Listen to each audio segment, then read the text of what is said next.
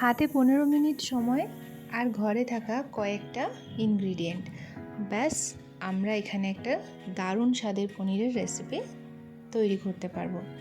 কিভাবে তৈরি করব চলুন দেখে নিই। এখানে প্রথমেই আমি 200 গ্রাম মতো পনির নিয়ে নিয়েছি আর সেগুলোকে খুব বড় বড় সাইজের করে কেটে নিয়েছি।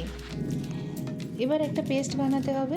সেই পেস্ট বানানোর জন্য এখানে প্রথমেই আমি একটুখানি পোস্ত, তিল আর 2-4টে পনিরের কিউব, একদম মুঠো ভর্তি ভালো করে বেছে নেওয়া ধনেপাতা, টমেটো, কাঁচা লঙ্কা আর একটু আদা, সবকটা উপকরণ অল্প পরিমাণ জল দিয়ে একটু মিহি করে তৈরি করে নেব পেস্ট।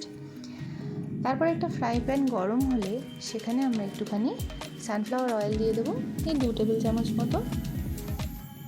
তেলটা গরম হয়ে গেলে পনিরের কিউবগুলোকে হালকা করে ভেজে নেব। খুব বেশি লাল করব না, তাতে পনিরগুলো শক্ত হয়ে যাবে। পনিরের কিউবগুলো উল্টে পাল্টে ভেজে নিয়ে সাইড করে নেব এবং ওই তেলের মধ্যেই কিছুটা বাটার দিয়ে দেব। তেল আর বাটার দুটোই গরম হয়ে গেলে অল্প একটুখানি জল দেব। জলটা ফুটে গেলে তার মধ্যে আগে থেকে বানিয়ে রাখা পেস্টটা দিয়ে দেব।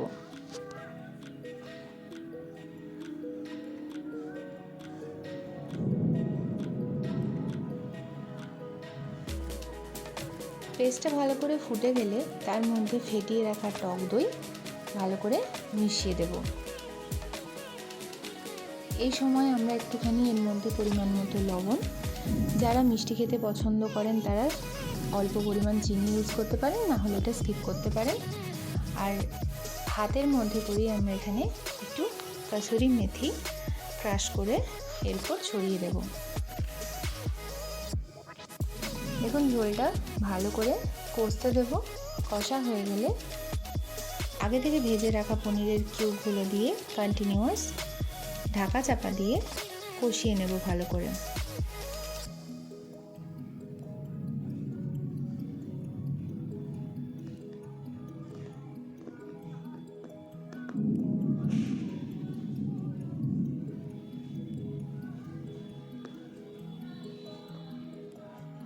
পনিরের কিউবগুলো দিয়ে ভালো করে মিশিয়ে নেব।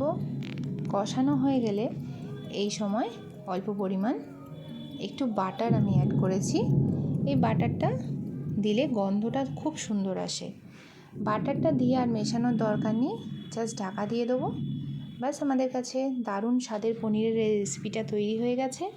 এটার কি নাম দেওয়া যায় আপনারা কমেন্ট সেকশনে জানাতে ভুলবেন না।